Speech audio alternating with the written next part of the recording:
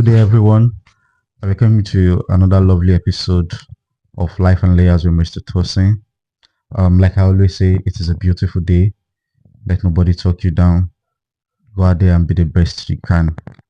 Okay, so today I'm in the city of Monastrevin with Father Liam. Father Liam turned 70 recently, but it doesn't even look it. You know, he's still looking sharp and young. So thank you very much, Father Liam.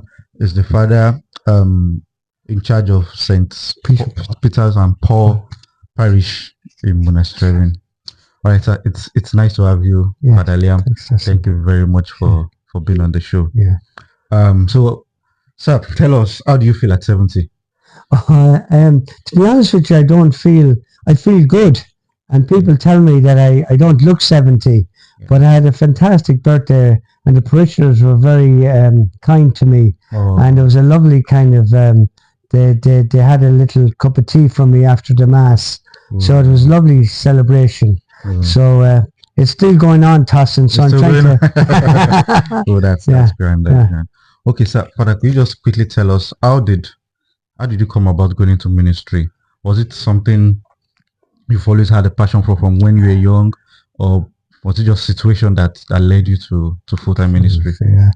Well, I suppose, Tossin, no, it's not something that I always wanted, in the sense, not always, but I came from a family where my parents, they weren't over-religious, but they were religious in the sense that they brought us as a family to Mass every Sunday.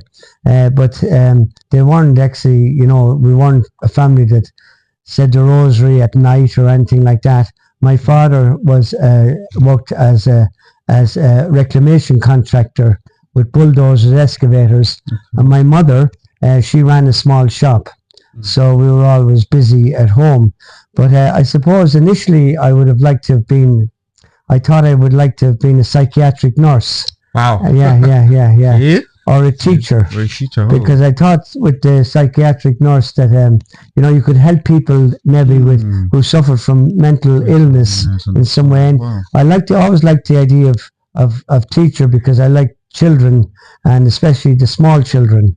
So I would have thought about that as a job.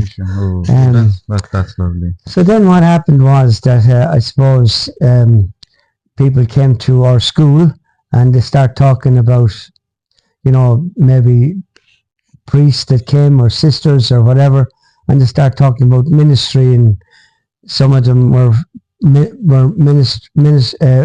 to your country in Nigeria and also to lots of other countries, and they were called missionary priests. Missionaries, And initially I would have liked to have possibly taken on that particular role, but and I went to different workshops with the Columban priests, with the different orders of priests, Kiltegans, but I suppose I felt that it was going to be too tough on me because I love home, and I felt that it would have been very tough. So I became a diocesan priest. Just continue then. I suppose I started off in the seminary, and then I began to wonder if I really wanted to be a priest or not. And I left the seminary and went to England, where I worked for 3 years in different jobs, but felt the call to come back, and came back and was ordained for the Diocese of Kildare and Loughlin, and now I'm in the parish of Monastrevin. That's lovely. And do you have any regrets? No, thanks be to God, and that's lovely to be able to say, because I've always felt very happy, even though I've had ups and downs and struggles, but at the same time I've always felt that this was what God wanted for me, and that's how I felt. Well, that's good. Thank you very much, sir. Okay, so today our topic is, when prayers go unanswered, what is God doing?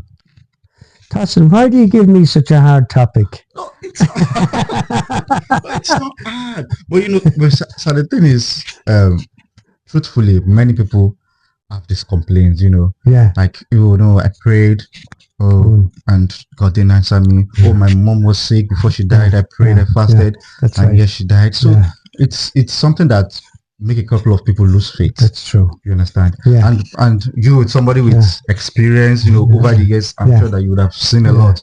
You would have had so much experience and all of that. Yeah. So that's why I would like to pick your brains. Oh, on all of well, this. I think it's true what you said, Tossin, that so many people have had that question, and I've in my ministry over the years, I've even in my own life, maybe there's things that I've prayed for and you don't always get. And certainly when I've seen people praying in hospitals over a sick child, praying for that child to recover, and it doesn't always happen. I've also experienced people who are praying for someone who has cancer, and it doesn't always happen. And people then would say, where is God? Where is God? I prayed, and he didn't answer. Yeah. And it's a tough question. And I don't think any of us ever have ever have the answer, really. The only thing that makes sense for me is that Jesus himself prayed, and his prayer wasn't answered. In one sense. In the sense, like on the cross, Jesus said, Father, deliver me from this. And it didn't. He didn't. But I think the answer is in that Jesus himself suffered. And I think the only answer that makes any sense for me is that God knows more than we often do. And that oftentimes I think we pray for things, and when they don't happen, we think that our prayer is not answered.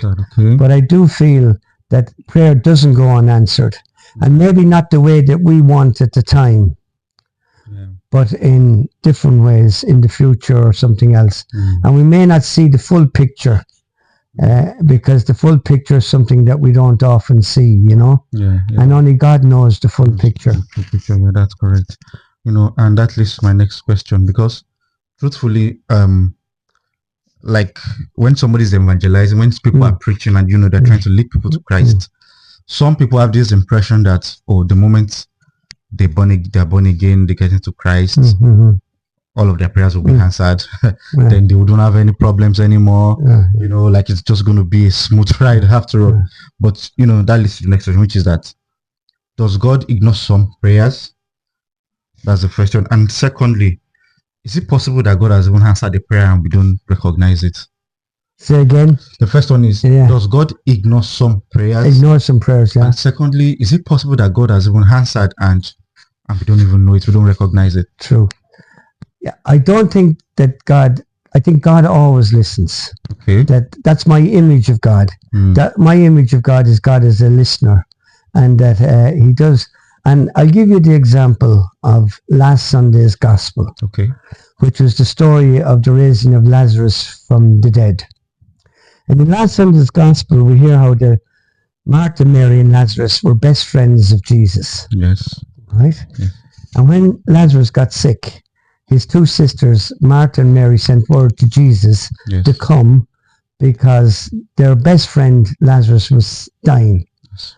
And what happened was he didn't come. He waited for 2 whole days before he came. But he waited for a reason. And when he did come, with a cry that went out from his heart, because Jesus cried, it's the only example in the gospel of Jesus' crying. And he cried because of his friend. But the thing about it is, in that gospel, Jesus gives us a very good, clear lesson, in the sense like that he wanted to betray it to Martha, because Martha went out to him when he arrived and said, if you had been here earlier, my brother would not have died. Right. Yes, correct. And Jesus said, well, I am the resurrection and the life. And she said, well, and Mary, she wouldn't even come out to meet Jesus. She stayed in the house. Yep. She was so disturbed by the fact of the way that he hadn't come when they asked him to come. Yeah. But then Jesus worked the miracle of the raising of Lazarus. And I think that sometimes, that God's ways are not our ways. Yeah. And that oftentimes that things happen in a way that we least expect. But I do believe that prayer is heard, because if not, then, we're losing sight of the God who always is there for us. Yeah. Okay. Okay. Thank you very much for that. Okay. So what then is the effect of sin in our prayers? Will sin or our lifestyle affect our prayers, or will God look beyond our sins to answer our prayers? Does sin really have an effect on prayers? Well, I do believe, that every person basically is born good, you know, Okay. yeah, Yes. and You know. that there's but some people, it's the difference between turning towards God and turning away from God. And in our lives, we can sometimes make wrong choices, Yeah. and the wrong choices is where we turn away from God. But the good choices are where we're turning towards God, you know. And just for instance, tonight I will be doing what we call in our church the first confession for the small ones at 7 o'clock tonight. And those little boys and girls will come with a little picture about times when they showed love and times when they didn't. But the prayer that they say at the end is, "Oh my God, I thank you for loving me. I'm sorry for all my sins, for not loving others and not loving you. Help me to live like Jesus and not sin again." And I think that's a wonderful prayer from the spoken by child. Thank you for loving me. I'm sorry for all my sins, for not loving others and not loving you. That's powerful. It's really powerful. Thank you very much, sir. Okay, now the last segment we're gonna be discussing is about faith. Now, what would you say to someone who is losing their faith because their prayers haven't been answered? Yeah. Well, I suppose first of all I'd listen to them. Okay. And I would kind of listen to their story. And I think maybe that's the most important thing, to say that you don't have the answers. And we don't. But just to listen to the story and share their pain. Okay, so the next one. Have you encountered people who walked away from God because of unanswered prayers? Yeah. No, you have. Yes. Oh, yes. More. Oh yeah. Certainly so. Especially someone that has had tragedy in their lives, and would have kind of listened that said, well, listen, I don't believe in God anymore because God wasn't there for me when I needed him the most. And I would still try to bring it back to the cross on Calvary, where Jesus said, "Father, into your hands I commend my spirit."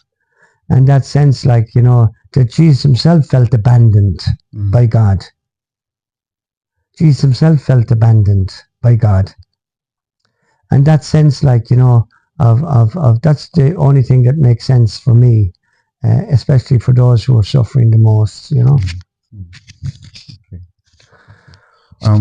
I know there are a couple of Christians now that they've been praying to God and their prayers have not been answered. So how should we respond in this period? While we're praying and the prayers has not been answered and we're waiting, what should we do during that period? I would say support the person. If you are with someone who feels that they're praying for a particular,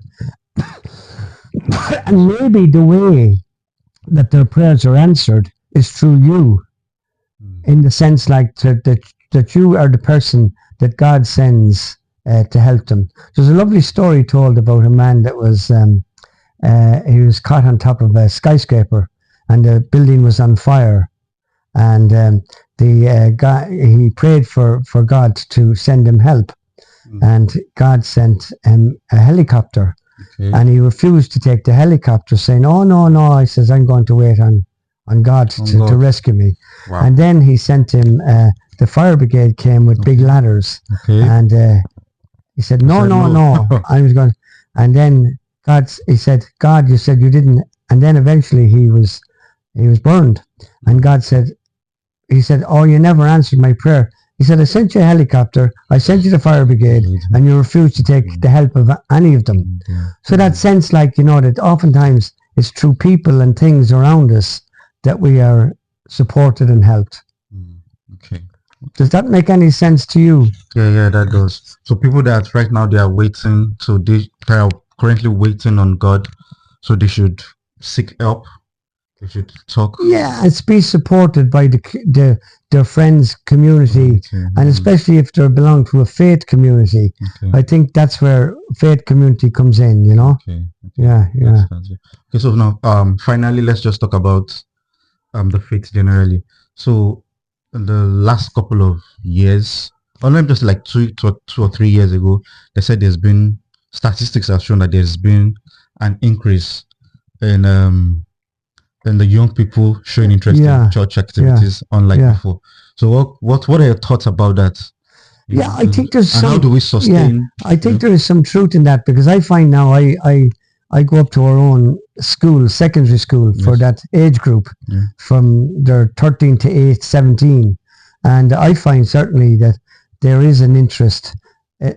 There's not that kind of real kind of antagonism maybe that was there before, but there is a genuine. I think young people are searching more, and maybe that they're finding that in some of the things that's been offered, like drugs, alcohol, sex, that true happiness is not necessarily found in any of those things. And I notice here in our church that we have some young people involved, and they're very committed to trying to help. That's nice, and I pray that the momentum is kept up, and and more. I think we have to offer young people ways of being part of church that appeals to them, and we have to be able to open and to be listening to them, and to be able to discuss with them in a very open and compassionate way. Well, thank you very much, sir. You're very welcome, Tassin. It's been nice having this chat with you. Yeah. Okay, ladies and gentlemen, viewers, so you've heard it from the father himself, Father Liam. He has shared words of wisdom from his years of experience with us. And if there's somebody out there that you've been trusting God for something, just hang on, hold on a little longer. God listens. God listens to us. So, and it's possible that God has even answered your prayer in one way or the other that you've just not realized. But just stand strong, and God will come through for you. Thank you very much for watching. Please like, share, comment, subscribe. Bye.